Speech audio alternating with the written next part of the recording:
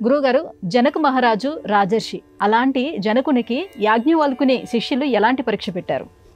బాగుందమ్మా. జనకుడు రాజర్షి.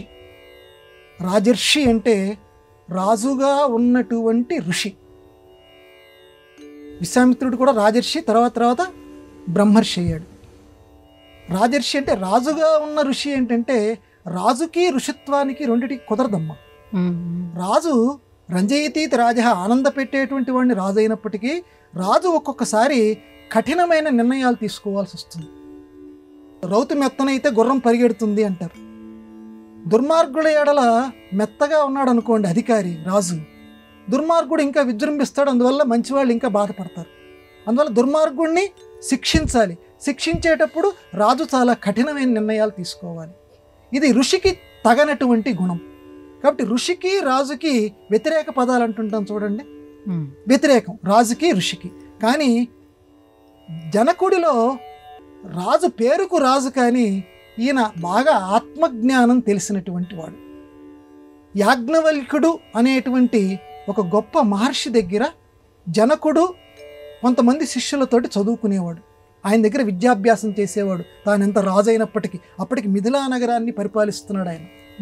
ఆయన విద్య నేర్చుకోవాలనుకున్నాడు. ఆత్మవిద్య అని ఒక విద్య, ఆ విద్యని నేర్చుకోవాలి అనుకున్నాడు. ఆత్మవిద్యని ఈ యాజ్ఞవల్క్యుడి దగ్గర నేర్చుకుంటున్నాడు. ఎవరైతే బాగా నేర్చుకుంటున్నారో వారి మీద గురువు గారికి కొంచెం అభిమానం ఉంటుంది. అందువల్ల అందరికంటే కూడా కొంచెం పిసరంత ఎక్కువ ఈ యాజ్ఞవల్క్యుడు అనేటువంటి గురువు గారు జనకుడి మీద చూపించేవారు. ఇది సహజంగానే మిగతా వారికి కొంచెం కంటగింపైంది.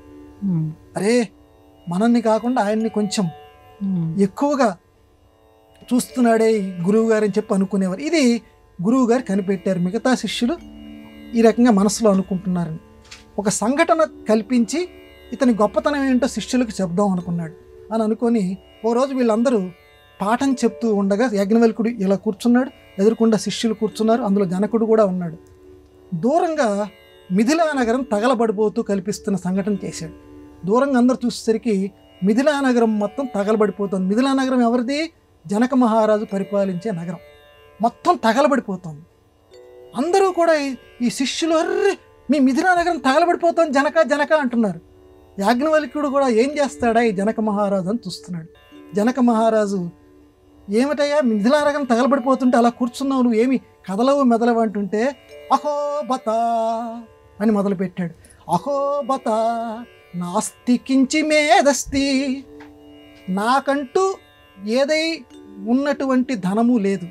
ప్రదీప్తాయాం మిహిలాయాం, బాగా కాలిపోతున్నటువంటి ఈ మిథిలా నగరంలో నమే దహ్యతి, నేను ఏమాత్రము దహించబడలేదు. అందరూ బుర్రగోక్కున్నట్టుగా అయిపోయారు. నాకున్నటువంటి ఆస్తి పోలేదు, నేను తగలబడలేదు ఈ తగలబడుతున్న మిథిలా నగరంలో. ఇది ఇప్పటివరకు నేను చెప్పినటువంటి సంస్కృత శ్లోకంలో ఉన్నటువంటి అర్థం. నాకున్నది ఆస్తి పోలేదు, నేను తగలబడలేదు. ఏమిటయ్యా నాకున్న ఆస్తి? నేను వేరు, ఆ మిథిల వేరు. నేను అనేటువంటి వాడిని, అంటే ప్రతి జీవిలోనూ నేను నేను నేను అని ఒకడు ఉంటాడు, పరమాత్మ స్వరూపం. కాబట్టి మనం అందరం కూడా ఆ పరమాత్మకి సంబంధం, ఎందుకంటే ఆత్మ పరమాత్మ, మనందరం ఆత్మస్వరూపులం, అంటే పరమాత్మ యొక్క అంశతో ఉన్నటువంటి వాళ్ళం. నేను నేను నేను కాబట్టి నేను యొక్క ఆస్తి పోలేదు, అంటే నేను పరమాత్మకి చెందిన వాడిని. అది అగ్ని తగలబడిపోతుంది, పరమాత్మకి సంబంధించి నేను అనేటువంటిది ఏమి కూడా నాకు పోలేదు. కాబట్టి అక్కడ అగ్నితో నా మిథిలా నగరం అని మీరు అంటున్నారే, ఆ మిథిల తగలబడిపోతున్న నేను అనేటువంటిది తగలబడిపోలేదు, అంటే నేను అనే భావన నాకు తొలగిపోలేదు. అంటే మామూలుగా తేలిక భాషలో చెప్పాలంటే పరమాత్మ ఎడల నా భక్తి తొలగిపోలేదు. అలాగే నేను అనేటువంటిది ఎప్పుడూ కాల్చబడదు. ఎవరికైతే సంపూర్ణమైనటువంటి విశ్వాసం గనక ఉంటే, పరమాత్మ ఎడల విశ్వాసం ఉంటే, సుఖ దుఃఖాలు ఎటువంటివి వాడిని అంటవు. కాబట్టి నాకు మిథిలా నగరం తగలబడిపోతోంది, ఇది నాదా? నాకంటే ముందు పరిపాలించారు మిథిలా నగరాన్ని, నాకంటే తర్వాత పరిపాలిస్తారు. నేనేదో నామక అక్కడికి వచ్చాను. ఈ తగలబడిపోతోందా? దైవకృప. సుభిక్షంగా ఉందా? దైవకృప.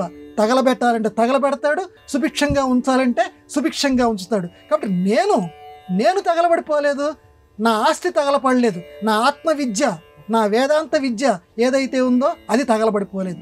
అంటే మొత్తమే సారాంశం మనం తేలిగ్గా చెప్పుకోవాలి అని అంటే, ఎవరికైతే ఆధ్యాత్మిక జ్ఞానం ఉంటుందో వారు అన్నింటినీ కూడా తామరాకు మీద నీటి బొట్టులాగా అది అంటుకుందా అంటుకోలేదా, లోకంలోనే బతుకుతూ ఉంటారు, కానీ లోకంతో మాత్రం సంగం ఉండదు. పలకరిస్తే ఆహా బాగున్నారా, బాగున్నానండి, ఇంకంతకంటే రాగము ఉండదు, ద్వేషము ఉండదు. అలా లోకంలో బతకండి అని చెప్పడానికి ఈ జనక మహారాజు అంత చక్కటి మాట అన్నాడు. ఇది మన సంప్రదాయంలో చాలా ప్రసిద్ధి చెందినటువంటి శ్లోకం.